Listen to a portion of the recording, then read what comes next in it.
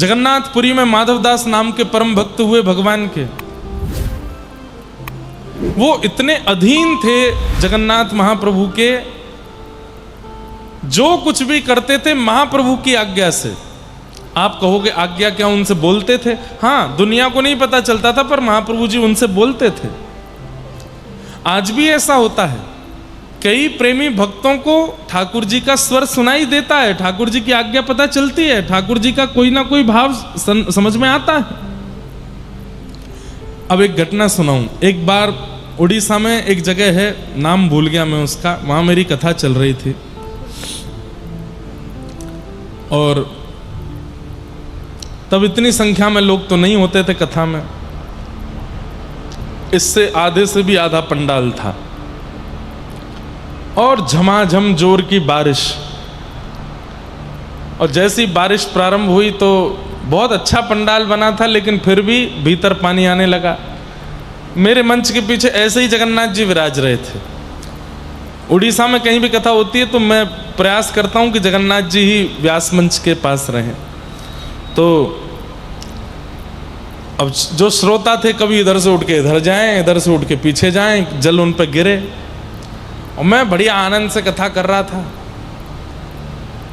थोड़ी देर में हमने देखा कि जो हमारे संगीतज्ञ उन पर भी जल आने लगा, ब्राह्मण लोग जो हैं उन पर भी जल आने लगा।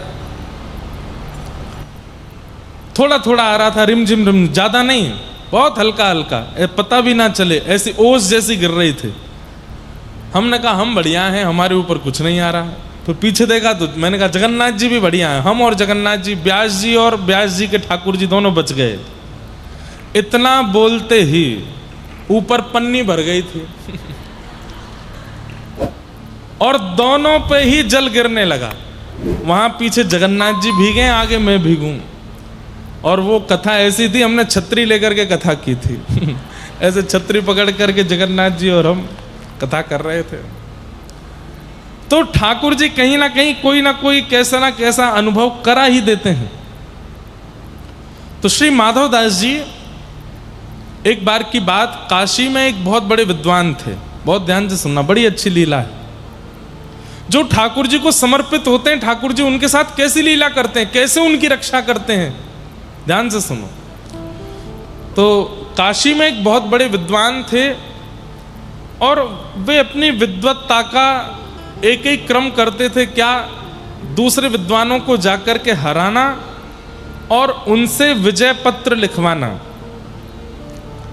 सामने वाले को शास्त्रार्थ में हरा देना और उससे एक पत्र लिखवाना कि मैंने इन व्यक्ति से अपनी हार स्वीकार की है और ये जीत गए हैं, मैं हार गया हूं।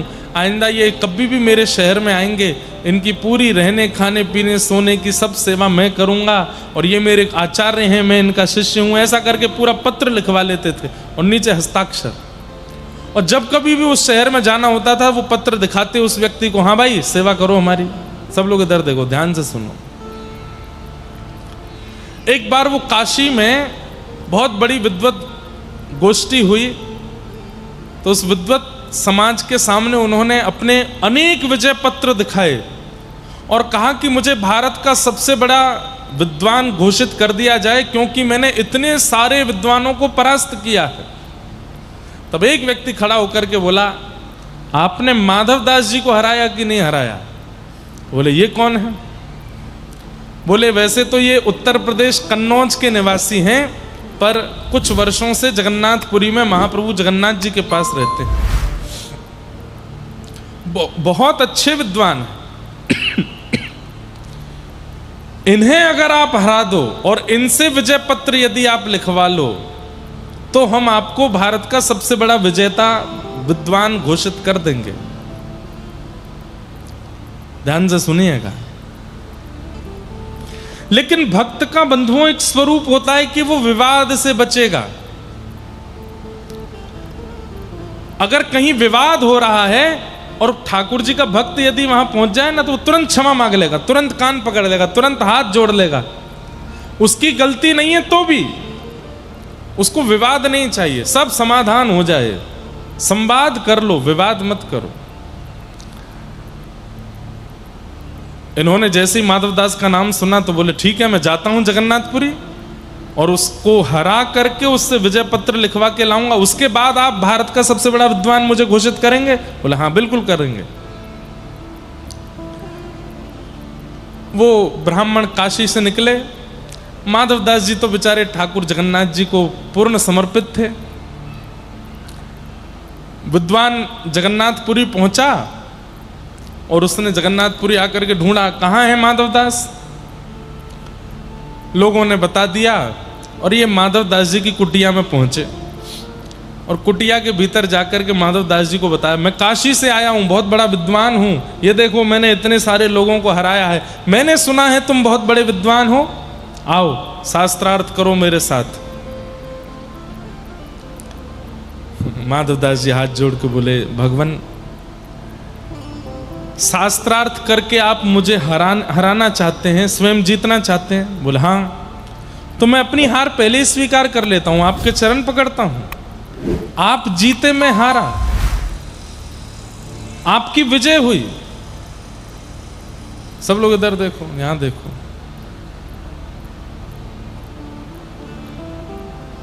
आपकी विजय हुई, मैं हार गया। माधवदास जी ने तुरंत कहा, मुझे बताइए क्या करना है। ये शास्त्रार्थ आदि रहने दीजिए, प्रेम से विराजिए, महाप्रसाद पाइए, ठाकुर जी का दर्शन कीजिए। मुझे हराने से अगर आपको कुछ मिले तो मैं अपनी हार स्वीकार करता हूं। ब्राह्मण बोले नहीं नहीं, शास्त्रार्थ करो। भगवान अब शास्त्रार्थ में समय व्यर्थ होगा, इतनी देर हम जगन्नाथ जी का दर्शन कर लेंगे ना, मैं हार स्वीकार करता हूं अपनी। बोले अच्छा, तो ये विजय पत्र लिखो।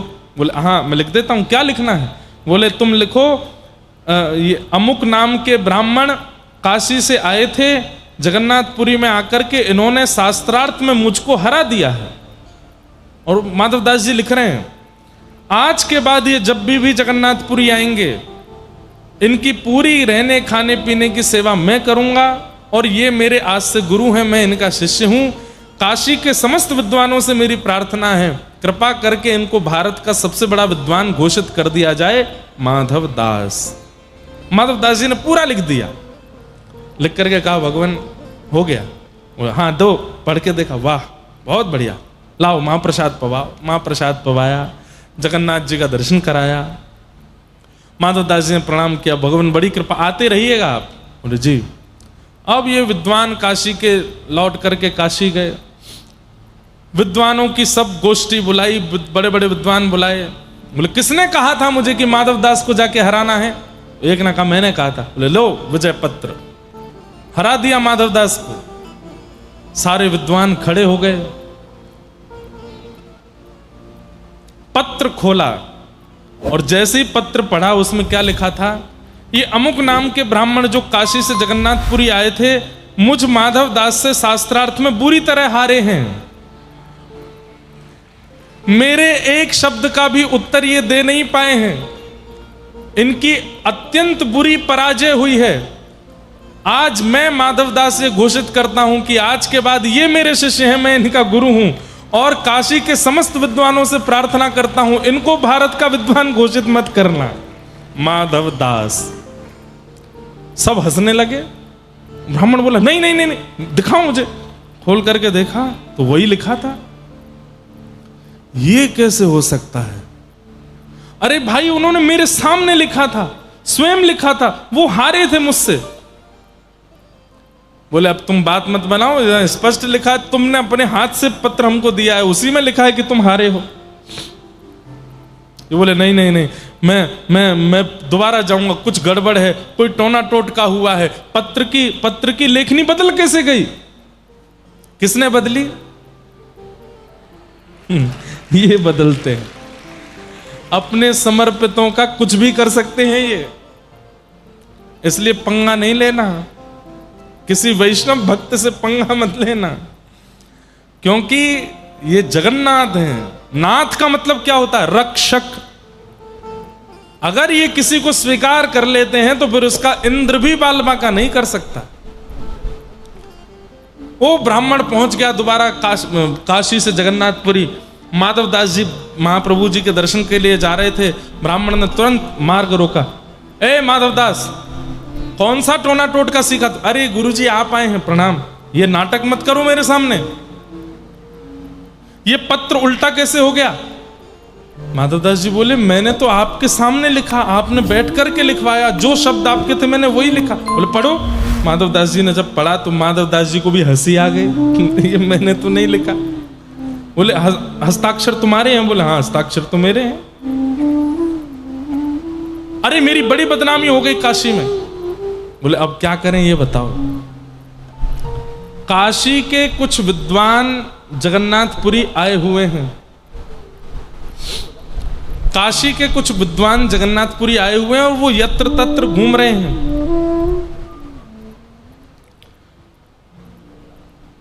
और अब की बार मैं अपनी विजेता ऐसे घोषित करूंगा कि हम दोनों के बीच में शास्त्रार्थ होगा, और जो हारेगा उसको मुंह पर कालीत पोत करके गधे पर बैठ करके घूम घूम के ढिंडोरा पीट करके बताना पड़ेगा कि मैं उनसे हारा हूं, ताकि उन काशी के विद्वानों को पता चले कि तुम मुझसे हार गए, तब मेरी फिर जो मेरी इज्जत खराब हुई है वो बचेगी। माधवदास जी बोले शास्त्रार्थ की आवश्यकता नहीं है, आप गधा ले आओ और कालीत भी ले आओ, मैं पोत करके गधा पे बैठ के पूरे नगर में ढिंडोरा पीट दूंगा कि आप जीत गए मैं हार गया।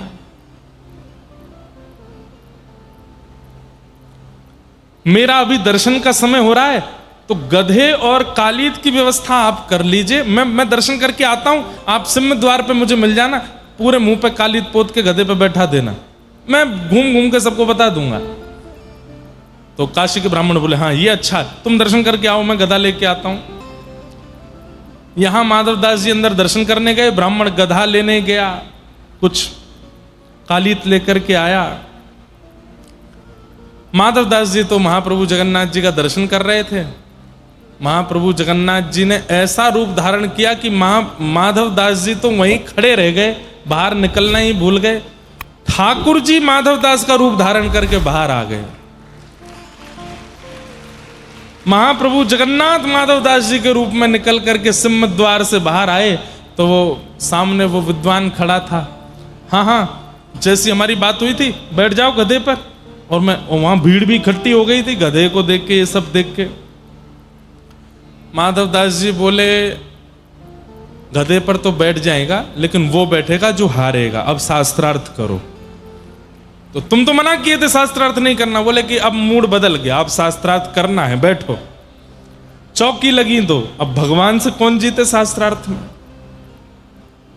जैसे ही एक पंक्ति प्रारंभ की, भगवान उस विद्वान ने उसका ऐसा खंडन किया, भगवान ने ऐसा खंडन किया, जितनी बातें वो करता गया सबका खंडन करते करते तालियां पिटने लगी महाराज, सब जय जयकार करने लगे, हमारे माधवदास की जय हो, पुरी के माधवदास की जय हो, जगन्नाथ के दास की जय हो।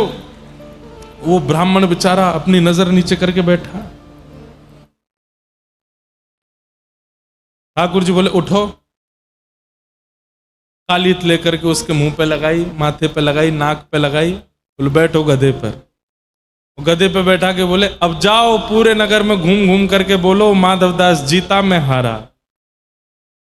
रोने लगा बेचारा वो विद्वान, माधवदास जीता मैं हारा, माधवदास जीता मैं हारा। सब हंसे उसको देख के। ठाकुर जी तो ये लीला करके वहां से अंतर्ध्यान हो गए।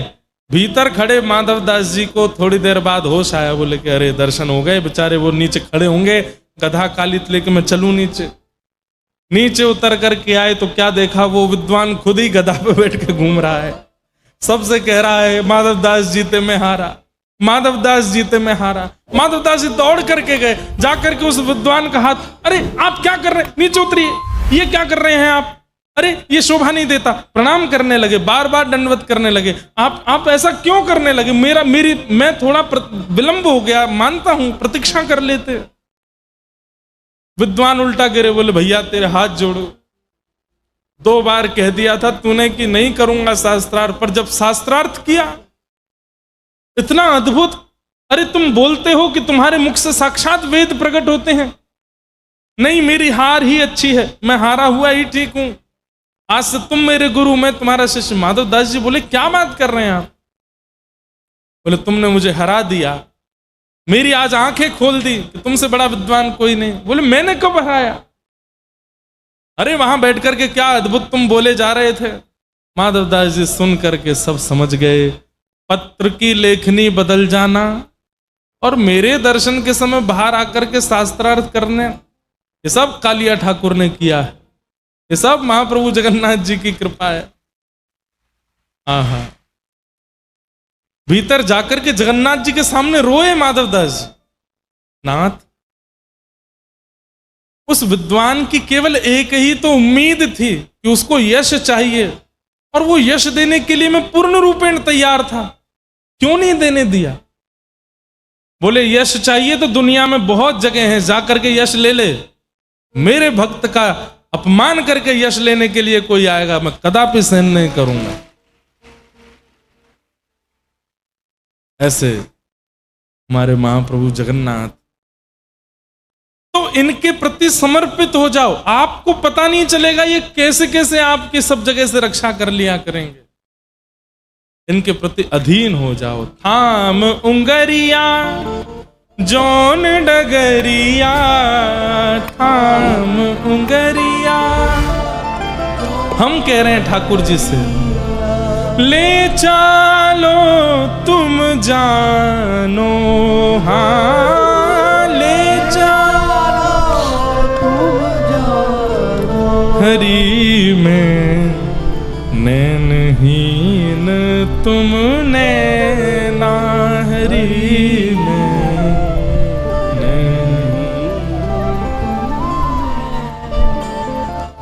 श्री जगन्नाथ महाप्रभु की।